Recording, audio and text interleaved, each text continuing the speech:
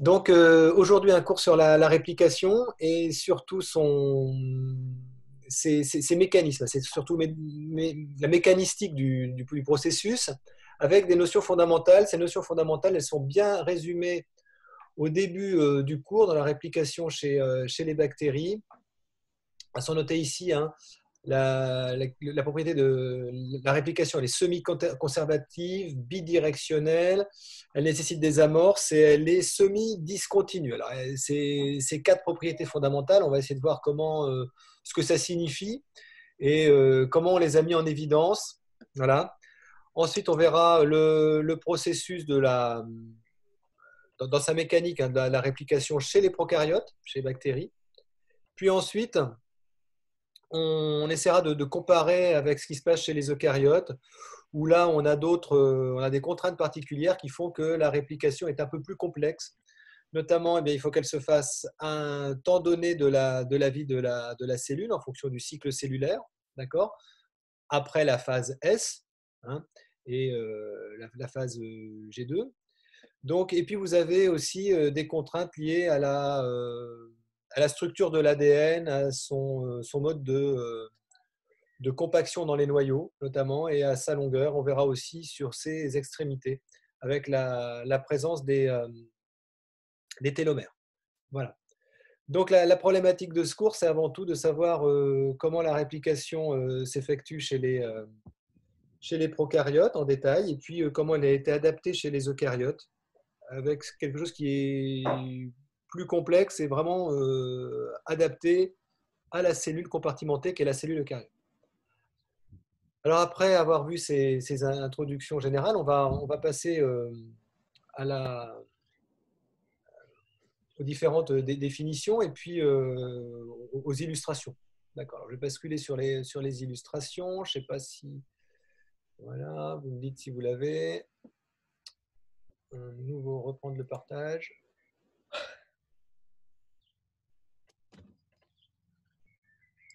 Voilà. Alors, j'ai pas choisi le bon document, excusez-moi. Je reviens. Voilà.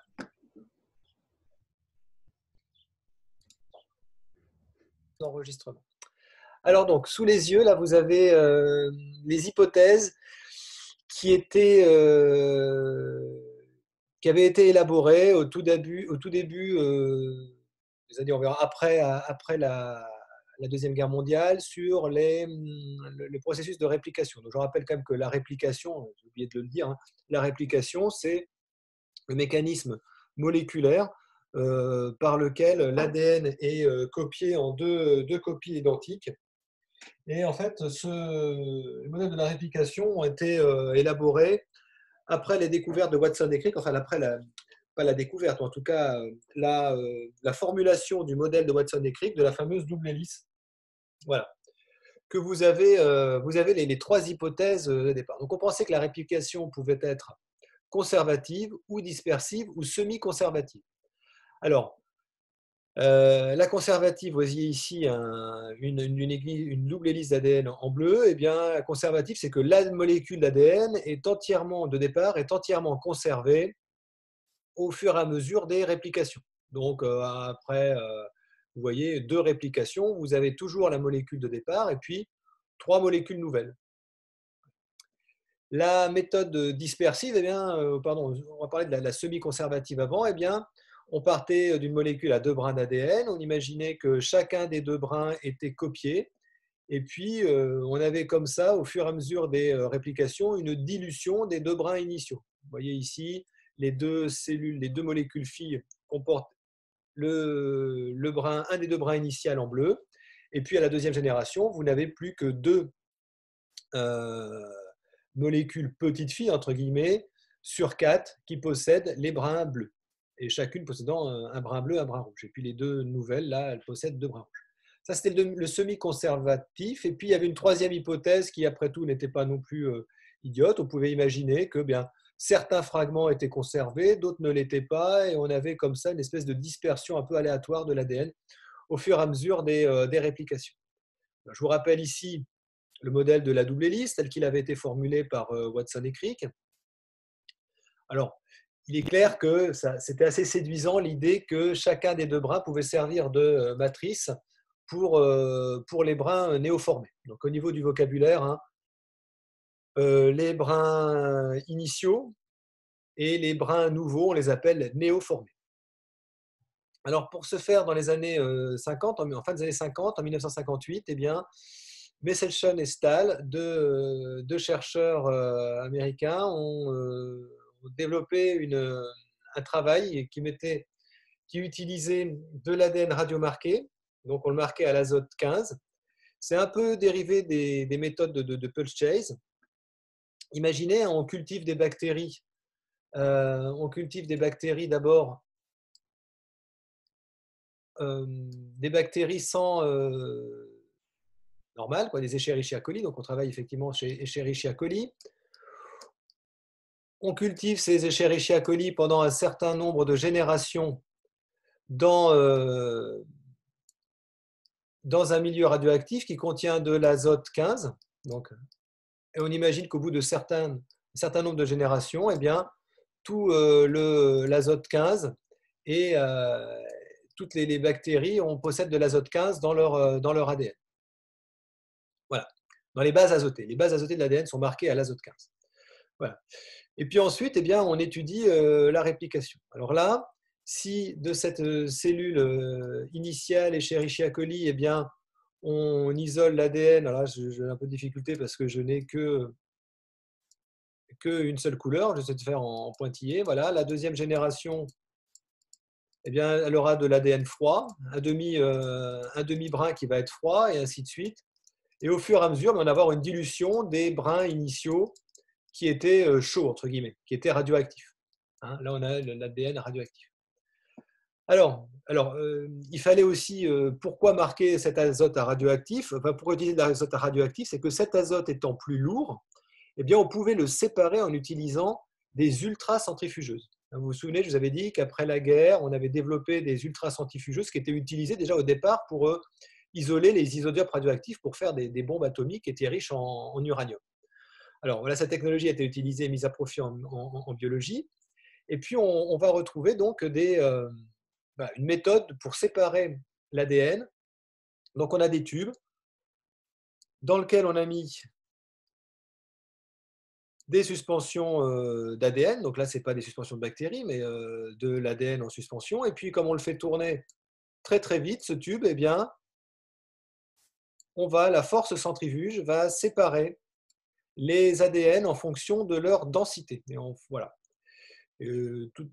La taille étant égale par ailleurs, eh bien, on va pouvoir séparer comme ça, dans des tubes, des ADN en fonction de leur densité et de leur masse.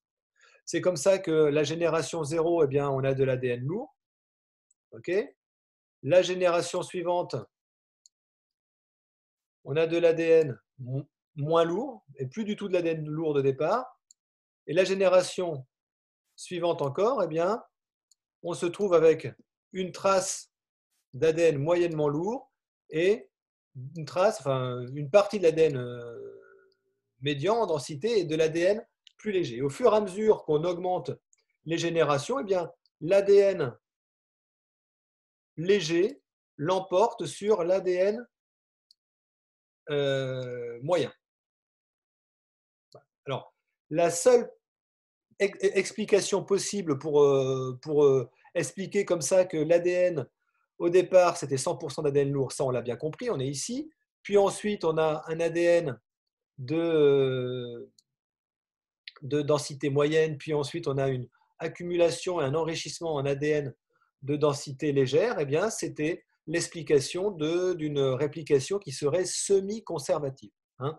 Si j'ai mes deux brins lourds ici, si chacun des deux brins est complémentarisé, on va dire, complémenté par un ADN, par un brin qui est léger, eh bien j'obtiens un ADN qui est mi-lourd, mi-léger, on va dire un ADN moyen. D'accord? Vous avez ici les densités. Hein. On avait l'ADN lourd, c'est 1,80 de densité, 1,72 pour le médium et 1,65 pour le léger. Voilà. Et puis ces deux brins initiaux ne disparaissant pas au fur et à mesure des générations, eh bien, il existe toujours une minuscule fraction d'ADN moyen et un enrichissement en ADN léger. Voilà. Voilà pour cette manip de Meselson et Stahl. Alors, qu'est-ce qu'on aurait eu si on avait utilisé si on avait si la théorie conservative était la bonne? Si quelqu'un peut répondre. Si on avait la conservative, c'est quoi? Alors voilà l'explication de la réplication semi-conservative. Mais donc dites-moi ce que ça aurait pu donner si on avait eu conformément au modèle conservatif qui est là, ça.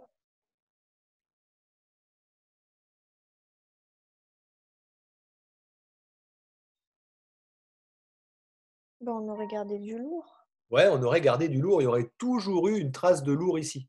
Voilà. Et ça, non, ça n'existe pas. OK? Et puis le semi-conservatif, enfin pas le semi-conservatif, pardon, le dispersif, eh bien on aurait eu un peu n'importe quoi. On peut dire qu'on aurait eu quelque chose qui aurait ressemblé à un smear. Vous voyez, ici on aurait eu des bandes peu distinguables, d'accord? Et puis une disparition du lourd dès le début. Voilà. Alors, donc voilà pour cette explication. Messenchen et Stahl, dans les années donc, 58, ont démontré que la réplication était semi-conservative, c'est-à-dire que des deux brins d'ADN, il y en a chacun des deux brins d'ADN initiaux est conservé pour la réplication et est complété avec un brin néosynthétisé qui lui est complémentaire. Alors voilà, mon schéma est un peu moche, mais voilà le principe que vous connaissez, hein, mais il faut être capable de l'expliquer parce que ça fait partie des expériences un peu fondamentales. Voilà pour cette première propriété. La deuxième propriété sur laquelle ont travaillé les scientifiques dans les années 60, cette fois-ci, c'était la progression de cette réplication. Où est-ce qu'elle commence la réplication? Est-ce qu'elle commence à un seul endroit, à plusieurs endroits? Comment est-ce que elle se fait d'un point de vue moléculaire? Eh bien, il a fallu attendre les expériences de Cairns, là aussi qui utilisait de l'ADN radioactif. Alors là, regardez, lui, en fait, il a travaillé il a utilisé de la microscopie électronique. C'était aussi dans les années 1960, c'est là que les premiers on a obtenu les premières très belles images en microscopie électronique. Et bien lui, il a démontré, en faisant des autoradiographies sur alors là, c'était le chromosome bactérien, c'était quelque chose d'assez compliqué. Il a pu démontrer que, eh bien, pour une molécule hybride, brun lourd, brun chaud, ici le brun chaud, il est en bleu clair, il est ici, là, le brun chaud radioactif. Voilà, là aussi, alors c'est peut-être pas avec de l'azote 15, c'est de la thymidine tritiée ou du phosphore, je ne sais, j'ai plus en détail. Eh bien, C'est marqué timidine. c'était quoi? La thymidine. Voilà. Timidine. Voilà. Donc il observe cette observation-là, un brin simple. Et puis, en, en travaillant avec des radioéléments en incubant les bactéries avec cette fois-ci de la thymidine tritiée. Donc là, on ne fait pas une expérience de Pulches. Hein. On a un brin chaud, un brin froid. On cultive la bactérie dans un milieu chaud et donc on va produire des brins chauds, radioactifs. Et bien lui, il observe, voilà, que vous avez comme ça des figures en œil. Voilà, on peut dire elle a un œil de réplication qu'on pourrait aussi appeler des bulles de réplication, voilà, qui vont ensuite progresser. Donc lui, il avait fait des successions de clichés comme ça. Donc il a mis l'hypothèse qu'il y avait ici des fourches de réplication qui s'éloignaient les unes des autres. Et vous avez comme ça un petit œil qui apparaît, une petite bulle, qui va ensuite s'agrandir progressivement pour ainsi de suite conquérir, on va dire, toute la longueur de l'ADN chromosomique ou du plasmide. Là, ce que vous avez sous les yeux en dessous, là, c'est un plasmide. Et il a donné au lieu ou au locus où avait lieu la réplication, origine de réplication, ORI. Donc vous vous souvenez, ORI pour un plasmide et ORI-C pour l'origine de réplication du chromosome. ORI-C. Voilà pour cette deuxième hypothèse. Donc Cairns démontre qu'elle se fait par une fourche de réplication et qu'elle est bidirectionnelle. La réplication a lieu dans les deux sens. à partir de l'origine de réplication. Donc voilà pour la deuxième propriété. La troisième propriété, ouais, donc là on a encore l'origine de réplication ici chez le chromosome, c'est oricé. Voilà. Donc chez les bactéries, important, hein, une seule ori d'origine de réplication qu'on appelle ori C. Et vous avez d'autres et une seule ori, une seule ori, pardon, par plasmide aussi. Je vais y arriver.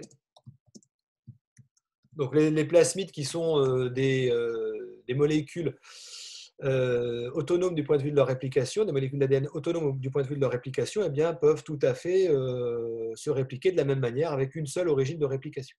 Chez les eucaryotes, c'est un peu plus compliqué, on y reviendra tout à l'heure, mais voilà, vous n'avez vu la taille de la molécule, il faudrait des heures, voire des jours pour que l'intégralité de l'ADN d'une cellule puisse être répliquée s'il n'y avait qu'une seule origine de réplication. Donc, on a émis l'hypothèse qui a ensuite été vérifiée par microscopie électronique et puis par différents marquages, qu'on avait chez les eucaryotes de nombreuses origines de réplication qu'on appelle ARS. On verra ça tout à l'heure. Voilà. Mais à chaque fois, on a toujours des replication bubbles, donc des bulles de réplication avec des fourches de réplication. Le principe étant le même. La troisième propriété, on la verra ensuite, c'est le fait qu'elle soit, j'y reviens, qu'elle soit semi-discontinue. Pardon, j'aurais dû revenir sur mon cours. La troisième propriété, c'est qu'elle était semi-discontinue. Ça nécessite de comprendre les fragments, ce que c'est que les fragments d'Okazaki. On y reviendra tout à l'heure. Et puis quoi? Donc, la réplication semi-discontinue. Voilà. Alors, la propriété 3, je vous avais parlé des amorces d'ARN. On est sur les ADN Paul. Ouais, voilà, on est sur les ADN polymérases. Donc, ça, c'est pour expliquer la nécessité d'une amorce. Alors, voilà, là, ici, vous avez un schéma un peu compliqué, même très compliqué, juste pour vous montrer qu'une ADN polymérase, enfin, il y a 3 types d'ADN polymérase chez les prokaryotes. La polymérase 1, la 2, la 3. Celle qui nous intéresse pour la réplication proprement dite, c'est-à-dire le fait de répliquer l'ADN chromosomique, c'est l'ADN polymérase 3. L'ADN Pol 3. On l'écrit comme ça. Donc l'ADN polymérase 3. L'ADN Pol 1, elle est utile elle est présente en grand nombre dans la bactérie. Elle est utile pour, on verra, la complémentation des brins d'ARN, Okazaki. Donc Okazaki, voilà, pour le remplacement des fragments d'Okazaki par des fragments d'ADN. Et puis l'ADN Pol 2, elle est utilisée pour des systèmes de réparation de l'ADN. Voilà. Donc voilà à quoi ressemble notre ADN polymérase 3, à ne pas confondre du tout avec l'ARN polymérase. Hein. C'est un système qui est assez différent et qui utilise on va dire un système d'accroche de l'ADN qu'on appelle la pince coulissante. Alors, vous avez le détail dans le cours ici. Je vais essayer de vous donner un peu le détail de la définition. Là, je vais revenir au cours juste pour cette partie-là. Donc, je reviens sur les explications. Nouveau partage. Voilà. Voilà. Donc, c'est ce que je disais, l'ADN Pol 1, la Pol 2, et puis la Pol 3 qu'il faut vraiment connaître cette fois-ci. Alors, regardez ses activités. Elle a une activité 5', 3' polymérase. Ça veut dire qu'elle est capable de produire de l'ADN de 5' vers 3'. Évidemment, c'est sa fonction majeure, mais elle a des fonctions annexes. Elle est capable de faire de l'exonucléase 3', 5'.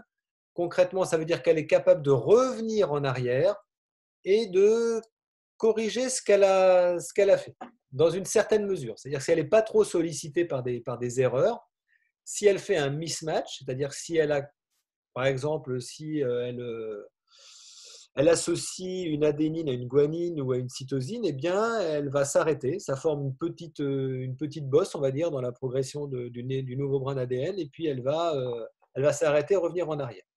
Elle n'est pas, s'il y a beaucoup d'erreurs, elle ne les voit pas toutes. On verra, ça, ce sera l'objet de notre cours de la semaine prochaine. Donc, c'est l'enzyme principale du réplisome.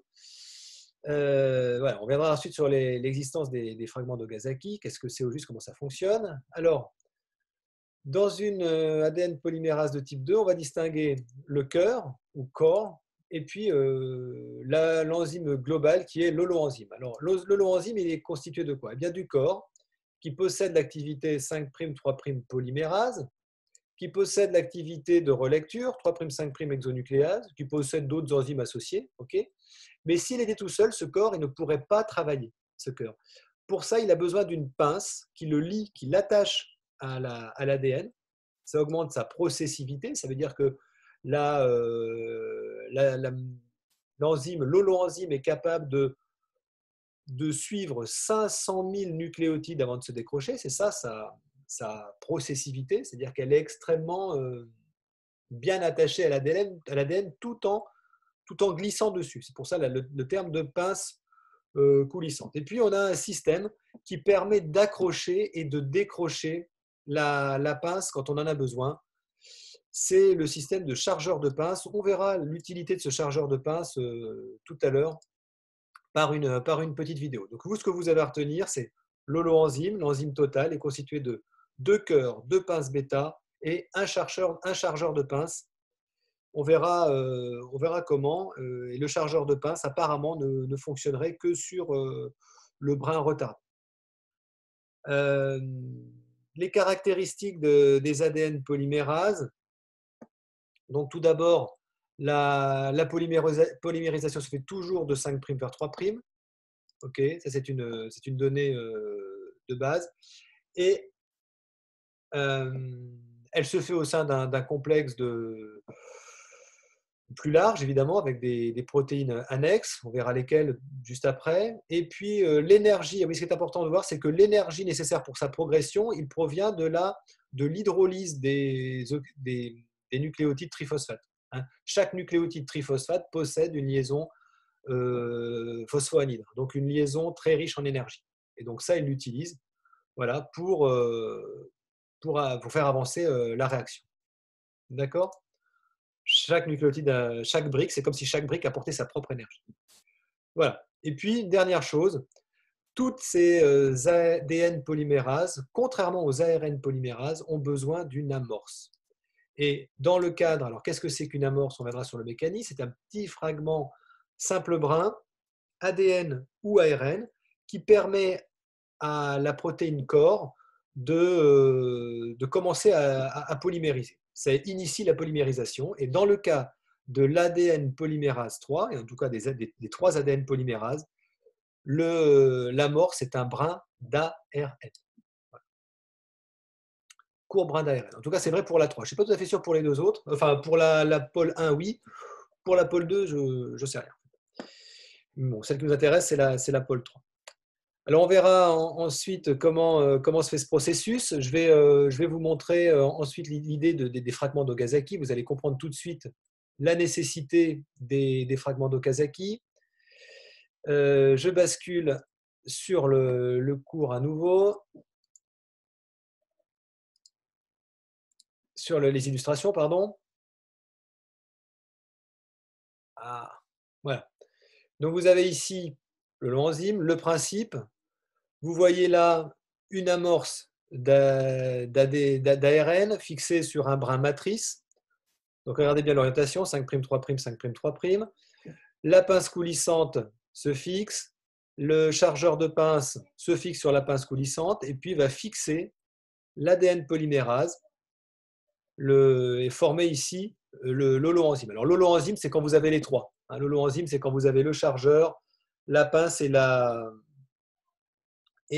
protéine corps. On verra que tout ça, en fait, est associé dans un complexe qu'on appelle le réplisome. Alors, vous avez ici ensuite les réactions de polymérisation qu'on avait déjà vues avec l'ARN polymérase, vous vous souvenez. eh bien, un acide nucléique, un désoxyribonucléotide ne peut se lier en 3' d'un brin déjà préexistant. Vous avez ici le brin préexistant, ça c'est l'amorce eh bien, c'est de l'ADN ici, c'est pas de l'ARN. Et puis vous avez de l'ADN qui va progresser toujours de 5' vers 3' vers en face d'un brin qu'on appelle le brin matrice. Alors, vous avez ici le modèle de la réplication discontinue. On parle de brins continu et de brins tardifs, enfin brun précoce et brun tardif. Pourquoi? Parce qu'il y a un des deux brins qui peut se faire sans problème, qui peut se polymériser sans problème, c'est celui qui va de 5', 3'. Regardez, on revient sur ce schéma. Soyez attentifs là-dessus particulièrement. Vous reconnaissez ici un brin orienté de 5' vers 3', donc il est comme ça. Okay. Et l'autre est nécessairement orienté dans le sens opposé, 5' en haut, 3' en bas.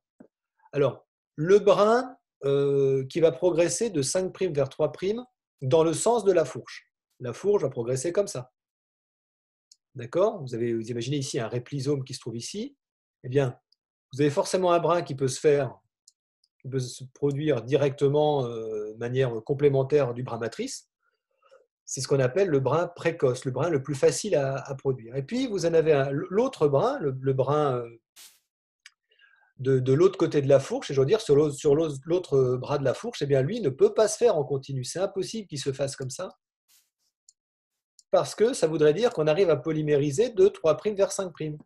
Or, c'est impossible, on ne peut polymériser que de 5' vers 3'. C'est vrai pour toutes les enzymes qui polymérisent des ADN ou des ARN. Et dans ce cas-là, vous avez nécessairement un brin qui est discontinu, c'est celui-ci. Voilà. Il se fait d'abord par petits bouts, puis ces extrémités vont être comblées, okay, et pour au final être ressoudées. Ces différentes extrémités vont être ressoudées pour produire un brin complet, mais de manière discontinue. Donc vous avez votre brin continu, votre brin discontinu. Dans les deux cas, vous avez de toute façon une amorce d'ARN. Donc l'amorce d'ARN pour le brin continu, elle est présente une seule fois au tout début. Mais pour le brin discontinu, vous avez des amorces qui sont reproduites les unes après les autres par des primases.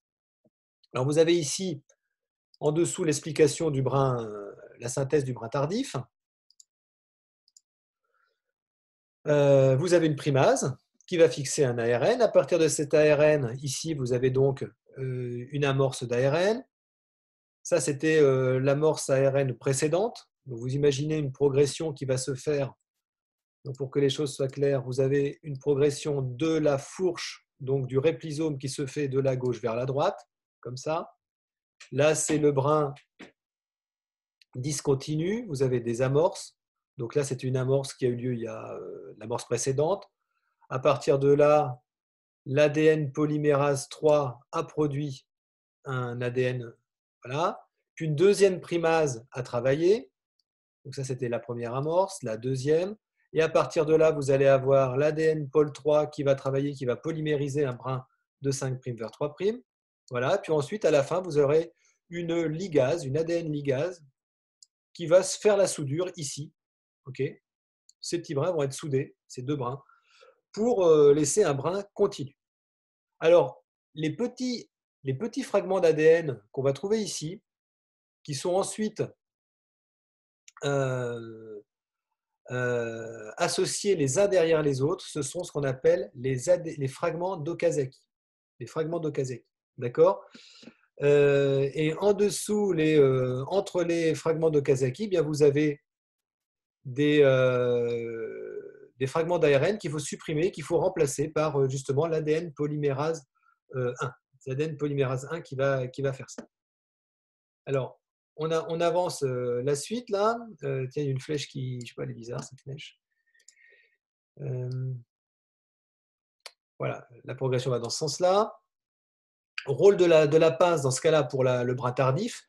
Eh bien, la pince, elle est capable de décrocher la polymérase qui progresse sur le brin tardif et de la raccrocher quand il y a besoin, puisqu'on verra qu'il y a une structure en boucle qui est nécessaire pour que l'intégralité du réplisome progresse. Alors pour ça, donc là, vous avez ici représenté le brin précoce. Je vais rappeler ici les flèches. Donc voilà, dans ce sens-là, dans ce sens-là. Ici, un brin continu, un brin discontinu tardif, un brin précoce ou continu ici, et puis le brin tardif en face. Alors, cette forme-là, ce schéma-là, il est intéressant parce qu'il permet d'expliquer simplement, hein, retenez-le, ce schéma-là, il est tout bête, mais pour vous, il vous permet de réexpliquer simplement le processus sans vous planter, hein, en expliquant bien qu'ici, vous avez des fourches où se trouvent les réplisomes. Vous avez deux réplisomes qui progressent de manière opposée. La réaction de ligation, je ne reviens pas dessus. C'est tout simple. Hein. Enfin bref, voilà, c'est même pas la peine de retenir cette réaction de ligation en détail, honnêtement. C'est juste la synthèse d'une liaison phosphodiester. Donc, passons là-dessus. Et avant de regarder les réparations de l'ADN, eh bien, juste voilà à quoi ressemble la fourche de réplication. Vous avez donc un processus qui en fait est assez complexe puisque autour de l'ADN polymérase, vous avez la pince, vous avez le chercheur de pince. Donc ici, vous trouvez avec l'holoenzyme. Cet holoenzyme n'est pas seul, il est associé à différentes enzymes pour former un réplisome. Le réplisome ou réplicateur, c'est un ensemble de protéines, voilà,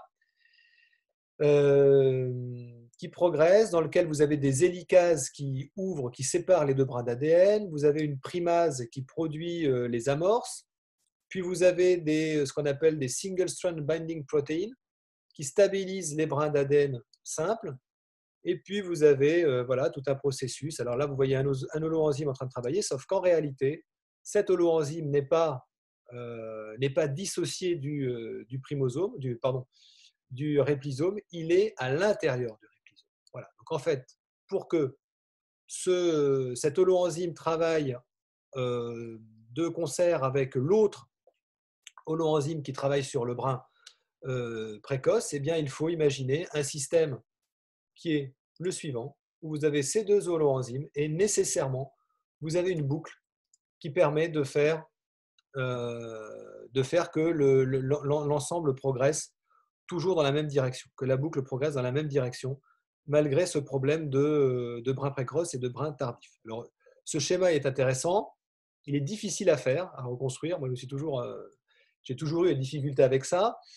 À la rigueur, celui-ci, ce n'est pas la rigueur, hein, je vous conseille, s'il fallait retenir un schéma, vraiment, celui-là, il est assez facile à représenter, puisqu'on voit les différents éléments, le brin continu, le brin discontinu, mais il faut juste rappeler que eh bien, cet holoenzyme, il fait partie intégrante du réplisome. Et dans ce cas-là, eh bien, voilà, on peut comprendre sans que vous ayez, vous, à faire des boucles un peu compliquées, comme c'est le cas ici. Vous voyez, alors si vous pouvez le faire avec la boucle, c'est bien, mais voilà. Donc là, tout est là. Vous avez l'ADN gyrase qui va alors c'est autre chose, l'ADN gyrase, j'en ai pas parlé, mais c'est une enzyme qui permet de détordre l'ADN, puisque comme vous avez l'ADN bactérien est un ADN qui est circulaire, vous imaginez un élastique qui est surenroulé, il va falloir l'ouvrir et à un moment donné, eh bien, ça va entraîner des super tours ici, en amont du réplisome qui va le bloquer. Alors pour éviter ces super tours, un peu à la manière d'une corde qui s'enroule sur elle-même,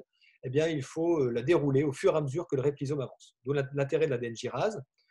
Vous avez des hélicases qui vont bien séparer les deux brins de la double hélice. Et puis vous avez des protéines qui prennent soin des simples brins, qui empêchent qu'ils soient dégradés, ce qu'on appelle les SSB. Et puis les deux holoenzymes. Ici, on trouve l'ADN polymérase 1, dont j'ai parlé tout à l'heure, l'ADN polymérase 1, qui permet de compléter les petites lacunes qui sont liées aux amorces d'ARN. Vous avez l'ADN ligase, elle, qui va coller entre eux les brins d'Okazaki avec les tout petits brins néosynthétisés. N'oubliez pas, les amorces d'ARN. Sur le brin continu, l'amorce d'ARN, il n'y en a eu qu'une seule il y a longtemps, au tout début, à l'origine. Okay, et puis après, voilà, vous avez une succession de fragments d'Okazaki, d'amorces qui sont détruites, qui sont remplacées par des petits brins d'ADN produits par l'ADN polymérase 1. Et ensuite, tout ça, c'est associé par l'ADN ligase. Alors, voilà, je vais terminer avec les histoires là, de super tours, de surenroulement, juste pour vous parler des fameuses girases, là, qui sont des enzymes qui sont capables de couper l'ADN et de le recoller, de le couper et de le recoller pour éviter les histoires de super tours. Et il y a une molécule particulière, là, une topoisomérase de type 2, dont font partie les girases, hein, les topoisomérases de type 2, qui est capable, à la fin de la réplication, eh bien, de séparer le chromosome néosynthétisé, en rouge ici, du chromosome d'origine, d'accord, pour éviter que vous ayez deux anneaux l'un dans l'autre. Okay, il faut bien les séparer pour que les deux cellules filles puissent être indépendantes. Donc voilà pour le processus. Je vais vous passer la petite animation qui va avec. Et puis j'arrête là, cette première partie de cours. On verra juste après l'adaptation chez les eucaryotes. Donc j'arrête l'enregistrement, à moins que vous ayez des questions qui puissent être... Non, c'est bon? Oh, j'arrête.